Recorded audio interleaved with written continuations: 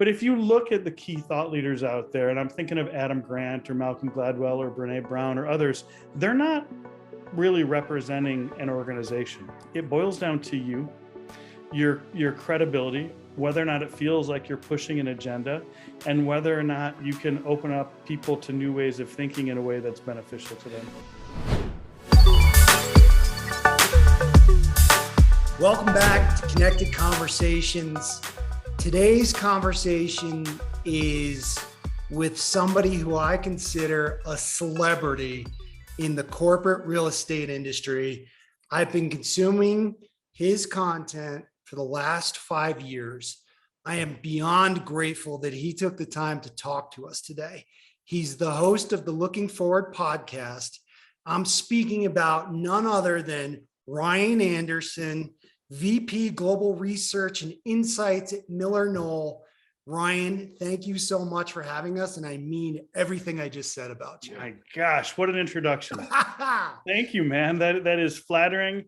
I wish I could start every meeting with like a hype moment like that. Congrats on the promotion, by the way. Well deserved. But I'm sincere when I say that those kind words from you mean a lot. I appreciate it. And I mean it. You know, your content for years has been what I look to, number one, for my talk tracks when I'm speaking to prospects, customers, and peers, as well as the younger generation. Whenever I get on a phone call and they ask me whether it's about LinkedIn or how they learn about the industry, I point them every time to your LinkedIn page. Awesome. Thank you. I appreciate that.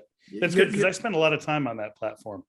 And that's maybe too much. That's what we're here to talk about today. So before we get into all that, and I know a lot of folks who are going to watch this video already know who you are, can you give us what I call your statement of qualification? Take us as far back as you want to. Talk to us about Ryan's journey and how he got to where you are today. Yeah, thank you for asking me that. I will go back a little bit then, because to me, the most defining kind of development experience I had to prepare me for what I do was high school debate. I was a debate geek. I spent my summers in libraries researching topics. And what's interesting about high school debate is that you have to switch hour by hour what you're arguing, the pro and the con. And it gives you this unique ability to step outside of your own biases and say, I have to argue for something. And then it gives you a sense of what you really believe. So that was like my early days of learning how to research and then learning how to share ideas and also how to pursue a degree of objectivity. Now where it isn't great is that your goal is to win. My goal these days is not to win. Our goal is to be able to provide useful, helpful, relevant insight.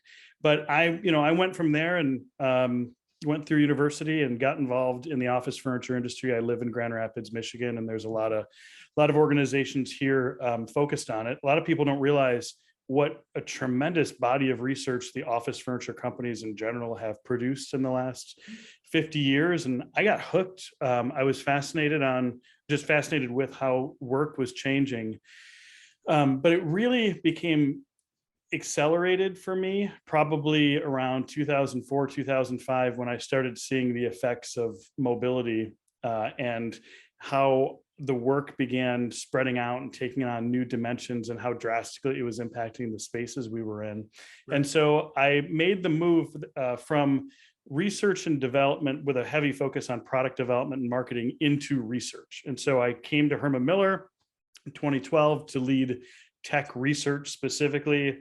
Later, went to a prop tech startup that we sold to WeWork. I was there for a while, came back to Herman Miller just before the creation of MillerKnoll in order to be able to, lead this global research group. And that, guess what we do? We do research. We do good primary research. It's objective. And we have an insight sharing function. And I think one of the things that has been such a blessing is that I have leadership that is cool with us simply sharing the insights as we get them. Like there's no one saying, I think we need to take this story and build it into this narrative so we can go sell this thing. Instead, it's just more of an authentic sharing of insight. So I'll get specific for a minute. I just had a conversation this morning with a group of people about this belief that collaboration can only effectively happen in the office. I don't think the research supports it. I think people can collaborate very effectively distributed. Now, that doesn't mean that workspaces don't have an incredible role to play in improving that experience, in creating better cultures and communities of collaborators. But it's nice to have the permission from an organization like this one to say things that may or may not easily fit into a sales narrative simply because we know it's the best evidence out there. So I love my job, and I got a great group of people doing research and a whole nother subgroup of people sharing research. And it's the most interesting job I've ever had. So let me start with this before I get into the main meat of the podcast. You talked about the debate team, and I find that fascinating because right now, with the way things have gone with social media, sometimes you live in an echo chamber, and a lot of people seek out those echo chambers, meaning I'm going to follow, respond to, and communicate with only people who share the same thoughts as I do. And so where does that desire, from what I'm hearing from you, where does that desire to have a dialogue and hear other points of views and not live inside, where does that come from? Well, part of it is the debate, including the internal debate in my head or the internal debate amongst colleagues on our team, is half the excitement. I think we enjoy it. We enjoy pushing on ideas. I like beating up ideas, even the ideas that I have believed in the past. And I also think that for me, being able to test over time the evolution of an idea is a way of mitigating risk. I find cognitive biases really fascinating. It's a field that if I wasn't doing this, I'd probably go spend some more time researching cognitive biases. But organizations make enormous mistakes. People screw up their lives and their relationships based on their biases and holding on to beliefs that are often not well supported. So I'll give you an example of how my thinking about this evolved even further. And it was in 2012. We have used a process called scenario planning at times in the past to test the future. It's a fascinating process, by the way. Most people have not gotten a chance to be involved in something like this. Scenario planning often means like testing out various financial scenarios or risk scenarios. In this case, I'm talking about looking at a variety of factors happening in the world and building stories, not predictions, but just provocations that articulate how the future might unfold, and then trying to figure out what feels right or wrong. So if I said to the average person, hey, I'd really like you to envision the future in 2042, it's too broad, but you know what they're probably going to think of? Some sort of movie. So if I said, they're going to think of the Jetsons. Jets, like, let's take the Jetsons, let's take Blade Runner, let's take Gattaca. Which of these is more likely a depiction of the future? Then somebody can go, I think this is more likely than another. And when we do these scenarios, we involve a lot of experts. And there was a guy named Steven Weber, who at the time was at USC, and this was in 2012. And we were painting these pictures, and he said, you've missed something critical, which is people are finding themselves curating their information streams now that they're digital. And by the way, in addition to only getting news sources or information sources that feel consistent with what they already believe, people are much more likely to click on those things that scare them or upset them.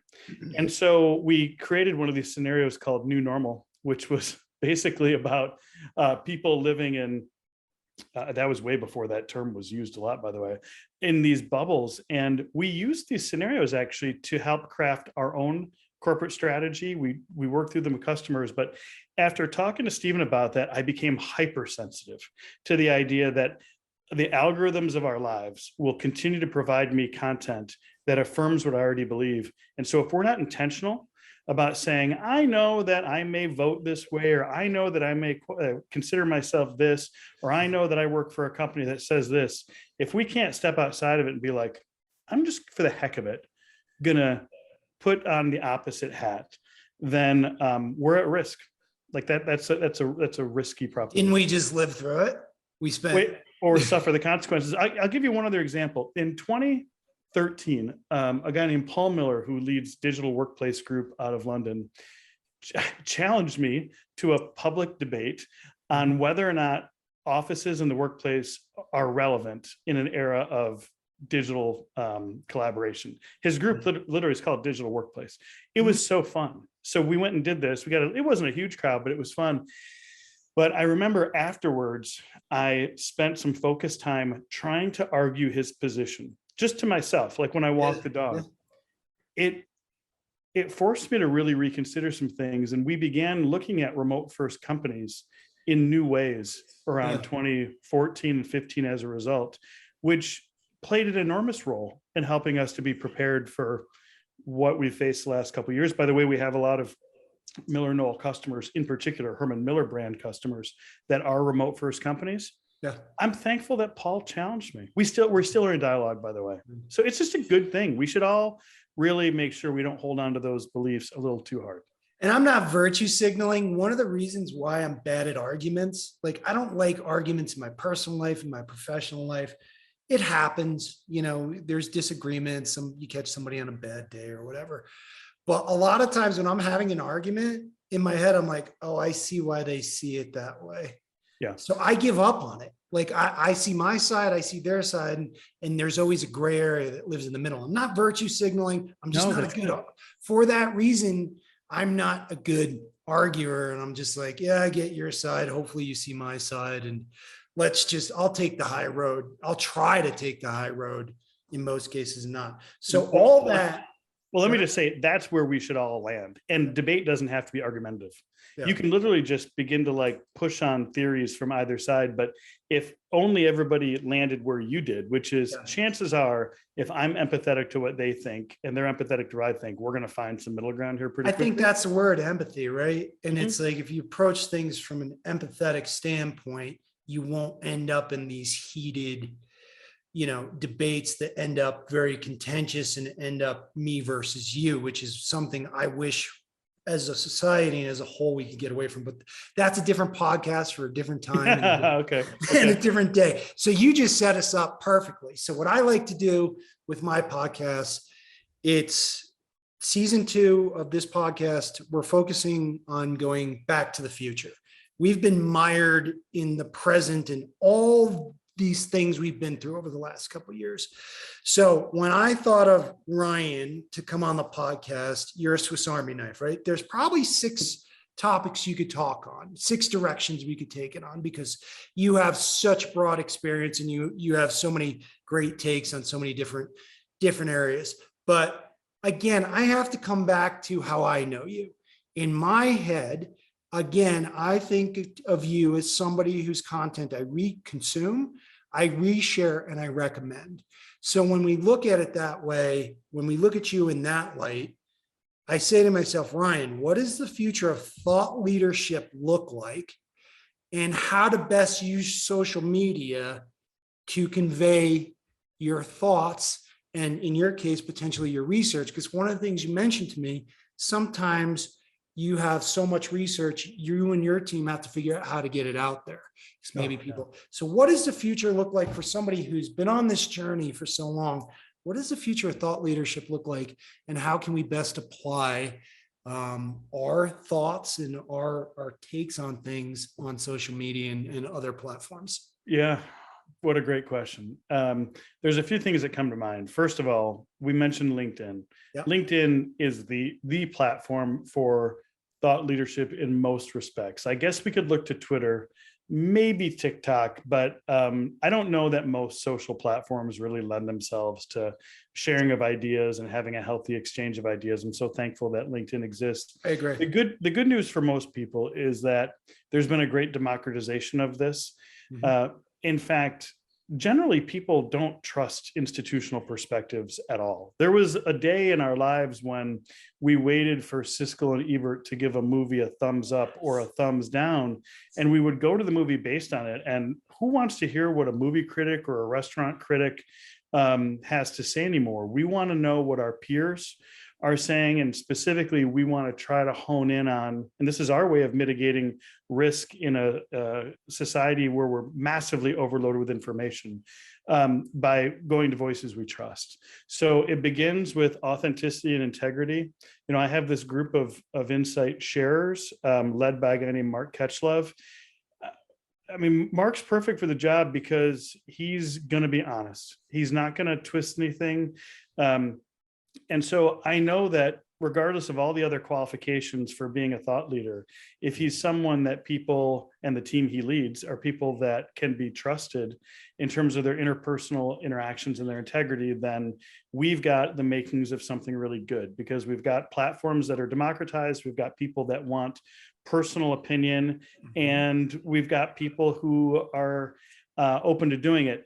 The key is you have to have like this balance. You can't spend a lot of time sharing thoughts without spending twice as much time thinking about this stuff. And so, whether it's doing secondary research, whether it's being in dialogue, whether somebody has the good fortune of having a team like I do, for every post, I'm not exaggerating, when there may be hours and hours of thought. And for me, like the best posts or the best articles are often something where like we've been talking about a topic for a while and one of us just says, you know what, let's just express this. But if you look at the key thought leaders out there, and I'm thinking of Adam Grant or Malcolm Gladwell or Brene Brown or others, they're not really representing an organization. I do, and I'm proud to represent MillerKnoll, but it's just further indication that it boils down to you, your credibility, whether or not it feels like you're pushing an agenda, and whether or not you can open up people to new ways of thinking in a way that's beneficial to them. Ryan, can I be honest with you? I don't think of you as Ryan from MillerKnoll. I just think of you as Ryan from LinkedIn, meaning the platform and as a content creator. Like that's my honest opinion. I think of Ryan Anderson. Your title could change, your role could change. I'm still going to come back to your content. I appreciate that. Well, for me, trying to provide useful perspective on the future of work and workplace has transcended roles. But also, I kind of knew this would be my dream job when I realized that I had that kind of latitude. And I also have the incredible benefit of being able to go pursue new and interesting ideas that other people might be like, I don't know. Really? And sometimes they pan out and sometimes they don't. So yeah, I'm in a really good spot in that sense. And it seems like from, the conversations we had, your firm has allowed you to do that. And it's given you the ability to do these things without handcuffing you per se. And when I think firms and organizations, and we do that here too, that's the whole point of connected conversations. Let's have conversations. Let's get to the thought leaders.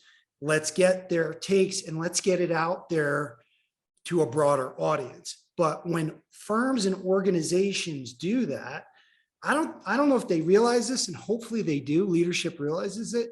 They're building credibility by allowing Ryan to have his platform and speak about what he feels is important to the industry. Because then you're building a thought leadership platform that then just reflects positively on the MillerKnoll brand. Yeah, thought leadership always involves a divergent phase and a convergent phase, and you have to be good at both. And organizations, before you go, sure, break it down: divergent phase and convergent phase. Divergent, heads up, broad thinking in an expansive way about ideas that are interconnected, sometimes very loosely. Convergent is like hone in on a key thing. Got it. And I knowing that you're a hockey fan, and I'm a hockey fan too. Like I am not exaggerating when there will be days when I'll be hearing about something that a company is doing, and it'll trigger in my mind like, oh, this reminds me of how the coach of the Wings back in the day used to do this, and that'll remind me of some sort of random thing I learned from an astronomy article I read. Like connecting kind of unconnected ideas is a key path towards innovation. There's this, I'm really getting divergent on you here. There's this 18th century philosopher named Schopenhauer who once said, and I'm going to paraphrase because the original language is complicated, that the task isn't so much to see what nobody's seen. The task is to think what nobody's thought about that which everyone sees. And you do it by making these connections. Companies don't let their people sometimes go a little bit wildly divergent. Like, you got to tell somebody, hey, if you're going to be a thought leader on this topic, it's okay to get a little weird on this. Like, just let yourself go a little bit and not rein yourself in too much. Like, I'm sitting in an Aeron chair. The Herm Miller research team back in the day started doing a bunch of research on a project called Sarah into how to prevent bed sores for the elderly. And it was, it was like an aging in place healthcare kind of thing. They landed on this material that they called pellicle that they continued to work with, and eventually created what at the time was viewed as a very unusually exoskeletal design that in its first years in the market was ridiculed. And then the chair took off. And I don't know if there's ever been a chair that's sold more than Aeron globally, but that team would not have landed on this design if they were told to go make the next good task chair. It's not where it went. I'm smiling because I can support everything you said about the Aeron chair. In my facility days, what do you think I had to do? I had to walk around and go wrangle the Aeron chairs that people stole from the conference rooms and move to their desks because everybody loved those chairs. Yeah. And it was the bane of my existence. Bob, go find the chairs.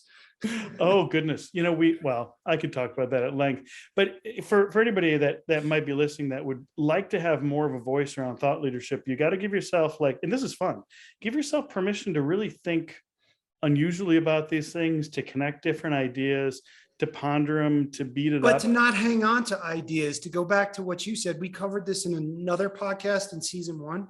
Creativity, you can't marry yourself to an idea. If you do, you're going to be disappointed, let down, or you're not going to get what you want out of what you just put out there. Yeah, that's right. You got to pivot. I'll just give you one other example. Sure. When we were in the fairly early days of the pandemic, so this was probably July or September, we started to get more and more people really challenging the ideas of whether or not offices even needed to exist at all. And because of some of the work we had done looking at remote first companies, ironically, most of them had space, and it gave us some assurance that no, even if everybody decides they want to work remotely forever, office space can still have value. But we started seeking proxies. Like, are there any other examples that kind of feel like this? And one day we landed on restaurants. And so we started asking people, like, well, you've been cooking at home for like the last 6 months, right? You pick up some new recipes. You got a sourdough starter in there somewhere. Have you gotten on the Food Network? And everyone's like, yeah. And you don't want to go to a restaurant again? Oh, no. I can't wait for restaurants and bars to open. I was like, why can't you wait for your office to open? Well, I'm not sure the office is as enjoyable as going to a restaurant. Okay, we've just honed in on the root of the problem, isn't it? There's something about that office design that you just fundamentally don't like that much. I agree with you. I didn't mean to step on you. No, go ahead. I agree with you because when you think about Grubhub and you think about Uber Eats, outside of cooking, well, you could just order what you want from your favorite restaurant. I love Buffalo Wild Wings. Anybody who knows me knows I love Buffalo Wild Wings. There is nothing better than when the New York Rangers are on TV playing the Capitals or the Islanders, to go sit in that Buffalo Wild Wings and watch it on the big screen and eat my chicken wings. That feeling that it gives me, that ordering at home isn't the same. It's not the same vibe.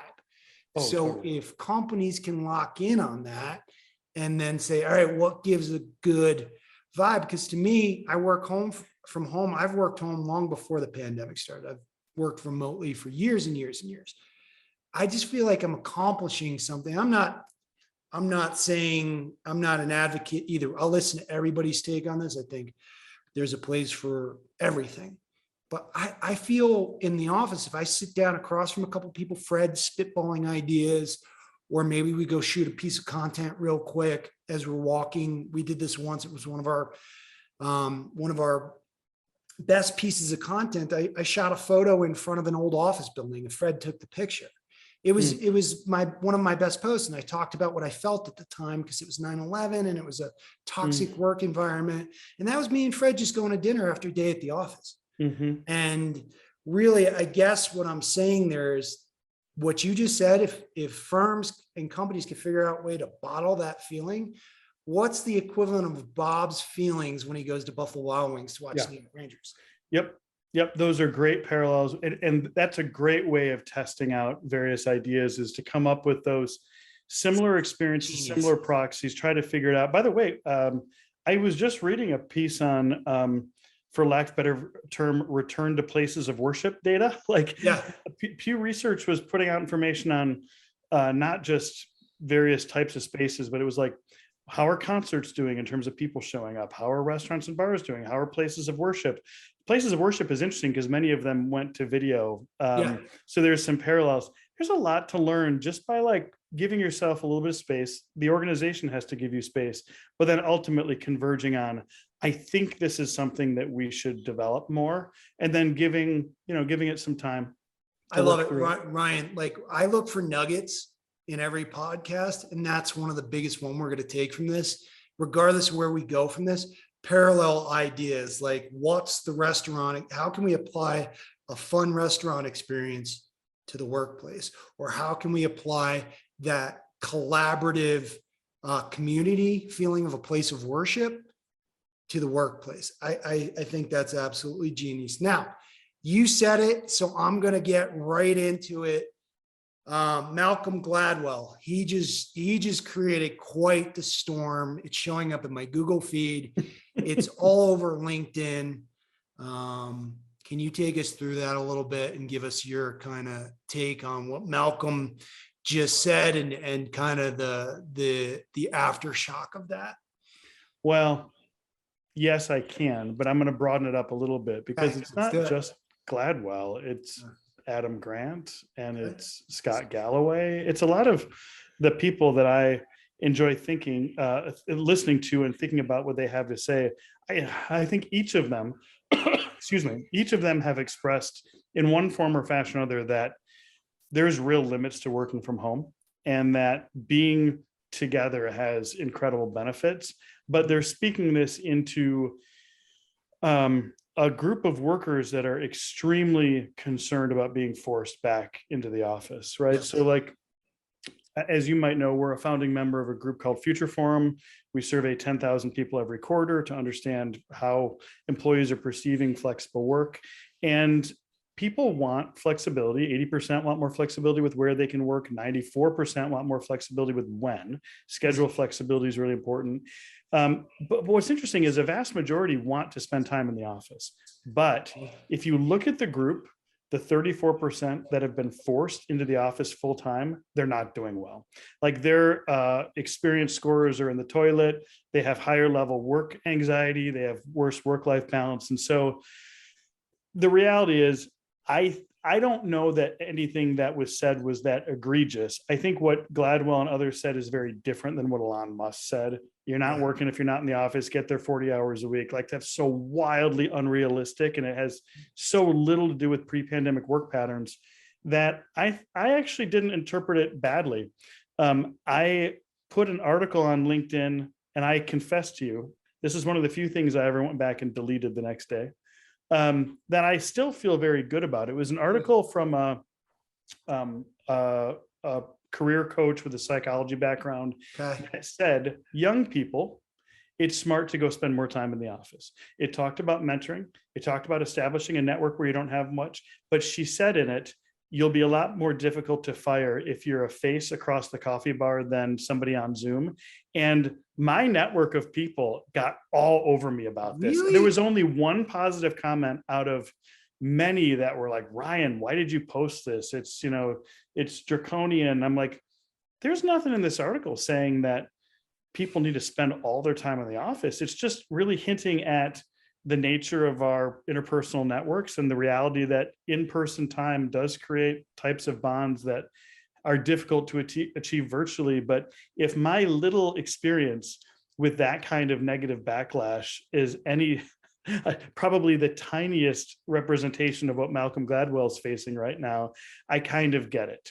So I'll also say that if you look at Gladwell and the type of experiences that I'm probably sure he would have with other people, given his body of work in the office, I can only imagine they're incredibly enriching and creative. And in that sense, it might be a little out of touch, because we have to just, realize that many people's experience in the office has not always been creative, engaging, interpersonal. And so it might be that he's limited by his experiences, which are far better than what other people have had. But I personally wasn't offended by anything he had to say. But I should also note that I quickly skimmed the article. I read the headlines. I didn't scrutinize every sentence, but that's not something I would be inclined to do anyway.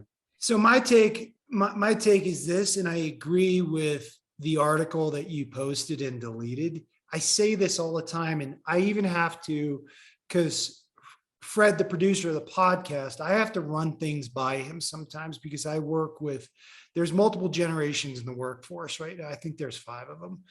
And I was asking him, and I said, well, should we call a meeting on this in the office when I'm in town? And he's like, well, you're dealing with some folks who have never met you, have never been to the office, because they started during the pandemic, and might be a little intimidated to meet you in person at first, because they haven't built that kind of confidence and that interpersonal, those interpersonal skills. And I couldn't agree with him more. And I was like, okay, we'll do it virtually, or we'll do a phone call, or, we won't press that button. But I couldn't agree with you more, that it's very important to be around other people in the real world to get a sense for that interpersonal kind of communication style, reading people's facial expressions, reading body, makes you a good sales rep. I can read somebody's body language. I've been a sales rep for a long time. I can read people's body language, and it's like, oh, I could see where they're angling just by the way they shifted their weight, or they're standing, or the way they kind of diverted from a topic. And I gained that by I always used to say to people, get me in a conference room, just get me in a conference room. I'll do the presentation, and it'll go so much better. Yeah. Well, there is another factor here. And because I know you've engaged with some of what we've shared on LinkedIn, I won't go too far into this because you've probably heard it, but there is a very real dynamic that organizations and individuals should understand about working exclusively digitally, or exclusively remotely, I guess, in this case, which is we tend to gather in small, tight groups. Yeah. And there's many people who fall off our radar, what sociologists refer to as weak ties. And as a result, what can happen in a bigger organization is that individual teams can function very well amongst themselves, but it's very difficult to scale any sort of innovation or any sort of implementation through teams and beyond teams, because the links between the teams start to erode. And that's particularly difficult when you have people leave and have new people come. And so I will say that there's solid justification in the world of social sciences for how the health of broader communities and broader networks, weak ties, grow when we get together. I think the context of how we get together is something that needs to be evaluated a little bit. I don't know that everybody's sitting at a desk and staring at a video screen in the office is the key, but quality time, like really enriching quality time, is great. I went out to Design Yard. We've got this beautiful facility. It's not close to me, by the way. It was an hour and 5-minute commute. I spent a couple hours yesterday socializing. I met some people that I'd never met before, but I'd been on video with. I met a bunch of new people. I had a couple people come up to me and ask me questions about some of our research that I didn't even know who they were. And then I had the chance in that facility to peel off and sit outside and do some heads down work for like 2 hours, maybe 2.5 hours. It was gorgeous. Yeah. And I saw that post. I mean, like, that's a pretty damn good return to office day for me. If I was just being forced to go sit at a desk, I'd be ticked off too. So it depends on the sort of experiences that people are encouraging us to go have. I agree 100%. So, we talked about a couple subjects there, but I want to bring up something that, as we talk about now, how best to use a platform, social or otherwise, to get your thought leadership out there. You mentioned something very interesting to us, to where somebody put out a tweet, or I believe it was a tweet, and they said, what's the best gaming chair out there? And it came back as a Herman Miller chair, if I'm not mistaken. And it was LeBron James, right? It was LeBron James who put the tweet out. King James, man. Yeah. Put the tweet out. What did you learn from that whole experience? And then how did you apply it to the way you view social media engagement? So I was a bit of a bystander in this to begin with, but I, at an earlier phase in my career, worked in social media. My wife has worked professionally in social media, and she was a really successful blogger back in the day. So we have some context. And what happened was the Herman Miller team launched its first gaming chair it was like July of 2020. It couldn't have been better timing, if I'm being honest. And it was that early. Oh, it was okay. It was like right when the pandemic started. And it was done in combination with Logitech G. And it was carving out a new market, because if you're familiar with gaming chairs, most of them have been like $250 race car looking bucket seats that have no ergonomics, but sometimes have speakers in them. And this was a really premium chair. And since then, the team has diversified the offering even further. But in February of 2021, I got a DM on Twitter from a friend of mine who leads social media for one of the big universities here in Michigan, saying, hey, Herman Miller is trending on Twitter under NBA. And I looked at my phone a couple of times. I'm like, under NBA. So I flipped over, and sure enough, LeBron had, not that I'm on a first name basis with him, but King James had tweeted. But if you were, it'd be Bron. Okay, good. And I can, you know this, I'm a big college basketball fan, but I don't follow the NBA that much, but I do know who LeBron James is. And he had tweeted, I need a good gaming chair. Who's got recommendations? And the volume of responses. So I just pinged some of our folks to say, are you following this? And they were all over it. Yeah. And I was looking for some of the analysis on the sentiment, first of all, of how Herman Miller was referred to, but also the percentage of responses that were Herman Miller. I was tracking it at the time. I never saw the final, but it felt like right around 90% were responding Herman Miller with very positive sentiment. And I just reached out to John Campbell, who leads the team, and others, saying, look what you've done. Like, if you seriously created this degree of brand equity in a premium gaming chair market that essentially didn't exist in 7 months, it blew me away. And it's been so fun to work with them. Our team, the research team, does user-centered research, ethnographic research, but we also do market research. And so we get a chance to partner up with the gaming team a little bit in terms of just the evolution of that category and how it's perceived. And it is really cool. Yeah. And by the way, I should just tell you, I'm one of the ignorant fools that knew nothing about esport athletes, even to the point of being like, tell me what that means again, or the fact that people are getting collegiate scholarships to go be part of esports teams.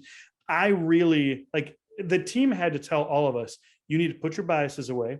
You need to think of these people as athletes. You need to understand that their degree of motor skill, dependency, and movement is similar to what you'd find like in a surgeon using detailed robotics. You just like people wrapping their foot around the base of a chair to get really precise movements. I mean, this is the sort of ergonomic challenge that our companies have always loved. But many of us, me included, didn't see the market. But thank goodness there was a group that did and said, this is part of our new customer base. I think everything you just said there, to me, is the perfect example of the power of these platforms and the power of, at the end of the day, having brand equity. I like the way you said that, but also it goes into everything you just talked about before that, building trust, right? Herman Miller is a trusted brand in the industry.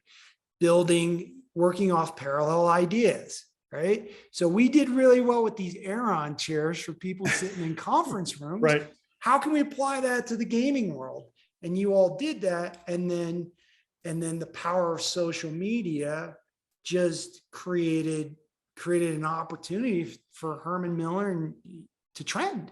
Yeah, and I'll say that I don't think anybody in that Twitter stream would have cared what we had to say about it. But when Tim the Tap Man said Herman Miller, people paid attention because he's got.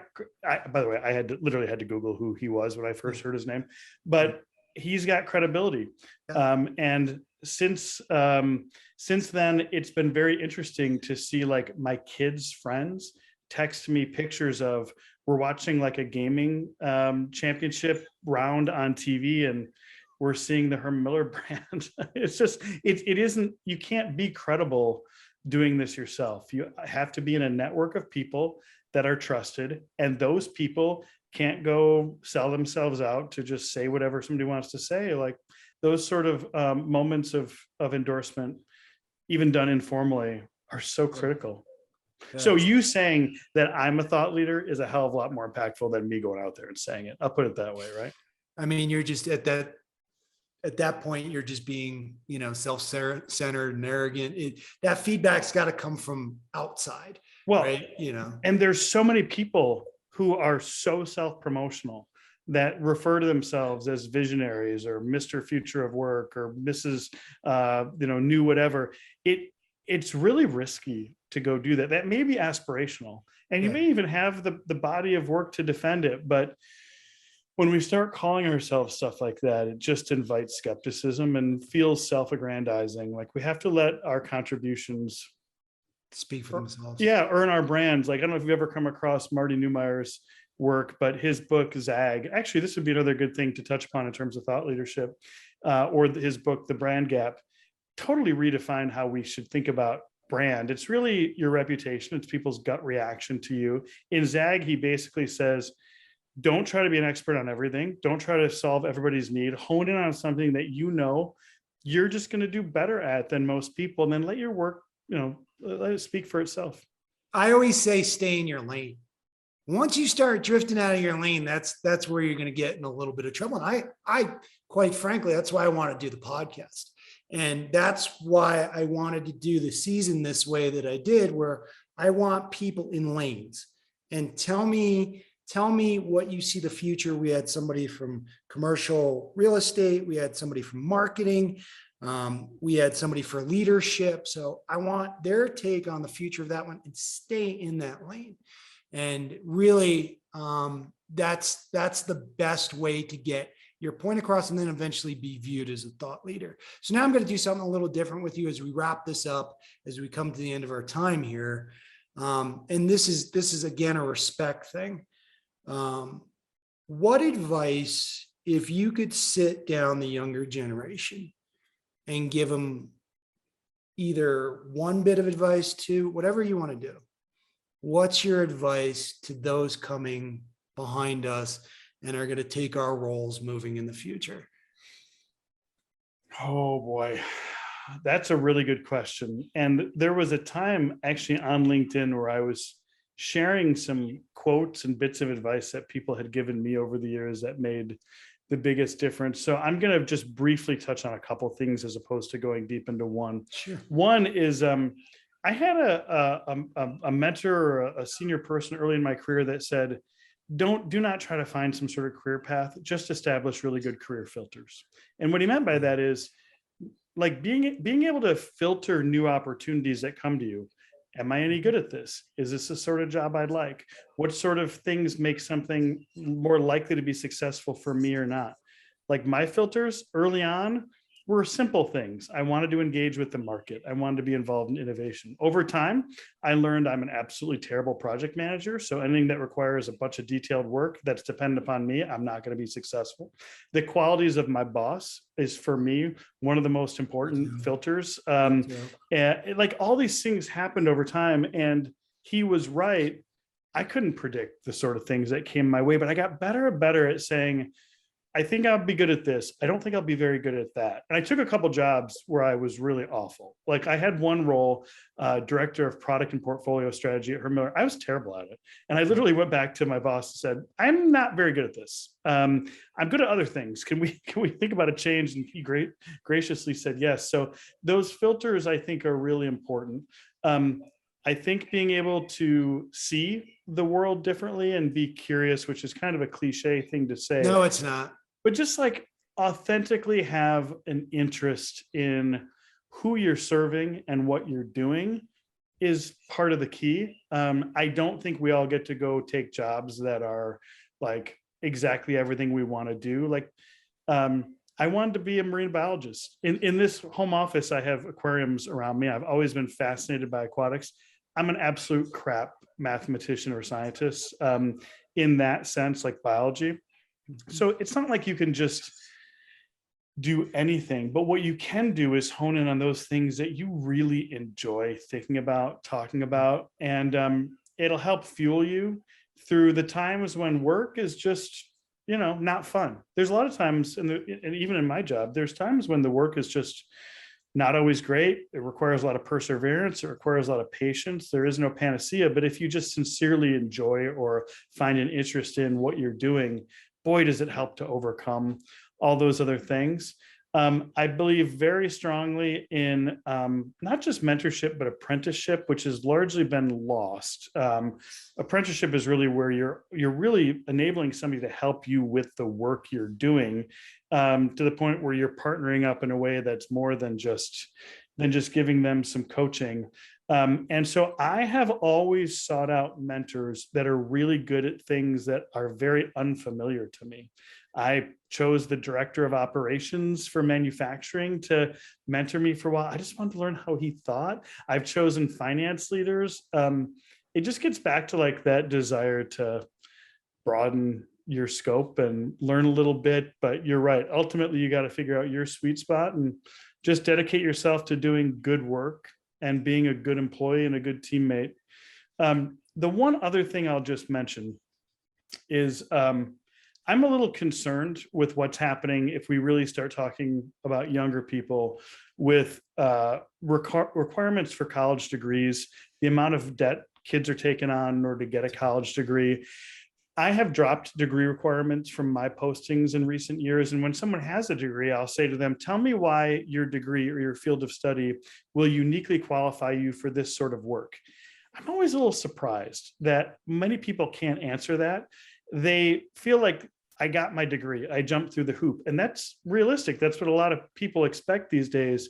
But as a father of somebody who's, my oldest daughter is just into college, my second one is beginning, we've taken a very different approach to thinking about the role of education. Going and getting a degree from a school with a really notable name is okay. But if you're going to invest that much, you should be asking the school, how will what you teach me uniquely qualify me to go get those sort of jobs? If the school can't answer it, you're not going to be able to answer it. And we just got to really push much harder, either maybe not direct everyone to college, but at the very least, make sure that you're going to learn something. And I don't care if nobody's ever heard of this school, or if it's not even go. I would personally be open to somebody going and taking a dozen Coursera courses, maybe a Google certificate, doing an internship and saying, this is what I learned versus I got a bachelor's from wherever. But I think there's something unsustainable happening with young people getting out of college with 6 figures worth of debt and not a really clear sense of whether or not they're prepared to go contribute. Well, Mike Rowe of Dirty Jobs, I watched him present at a conference once, and he's like, the skilled trades are really, really in a place where they could use more people. We need more people going towards the skilled trade route, and it could be quite lucrative. I mean, go ask a union electrician in New York. But at the end of the day, there's nothing wrong with the skilled trades. You could build a great career. And when you finish your apprenticeship, you do know something and you know where to apply to, and you now have a skill. That's the key. And you're that's honing in on what am I really learning? What am I going to go be able to do versus what is some sort of brand name that's going to be living on my resume. Hey man, I have a criminal justice degree. Do you really? Yeah, I have a criminal justice degree. That's cool. So with that said, Ryan, I think this is a good place to wrap things up. I'm going to go back through this, and some of the nuggets that I took away from this is you got to build trust if you're going to be a thought leader. You can't label yourself something. You have to stay in your lane and put content out there where people then in turn recognize you as that. And that's how I feel I came across your LinkedIn page and your content. Parallel ideas to me is the biggest nugget I took out of this. It's the idea that how can we apply, again, Bob's Buffalo Wild Wings experience to the workplace. And then your advice to the younger generation, have those career filters, understand, what's going to make you happy, what's going to make you successful in the role so that you're making good choices, and figure out ways to maybe stay out of that 6-figure college debt. And those are some of the things I took away from what we talked about here. I love it. And I'll just reemphasize for anybody involved in thought leadership, do 3 times as much thinking as sharing. And if that includes like going and commenting on other people's posts, reading a bunch, thinking about it. There's this old Oliver Wendell Holmes quote where he said, I wouldn't give a fig for the simplicity on this side of complexity, but I'd give it all for the simplicity on the other side of complexity. The best authentic way to help people is to wade into very ambiguous topics and think about them long enough. And sometimes it takes years to the point where it begins to crystallize in something that can be expressed simply, but that's not something that you can just do. You have to really put the thought into it. And that's another thing I took away, because it was just one word out of everything you just said there: authenticity. A lot of times in my personal life, I tell people to live an authentic life. That's the best advice I can give to somebody. And you said that multiple times throughout this podcast. So I want to take this moment. I always wrap these up with a little bit of gratitude. Ryan, I want to thank you for, number one, spending your time with us today. And number two, giving me the opportunity to learn from you for the last 5 years. And I really, really mean that, and giving me content that I could share and kind of help me on my path to building a platform and building and providing some thought leadership where I can in my lane. But I want to thank you for educating me for the last 5 years. You're very welcome. Thank you for the kind words. It makes it even more enriching. Yeah. I love what I do, but on the rare occasions when I get to hear something like that, it makes it even better. I'm a very authentic guy. I have no filter on this sometimes. I mean what I say, and I say what I mean. So with that, this is Connected Conversations. That's Ryan Anderson. We appreciate your time, and we look forward to seeing you again on the interwebs. Take care, everyone. Thank you.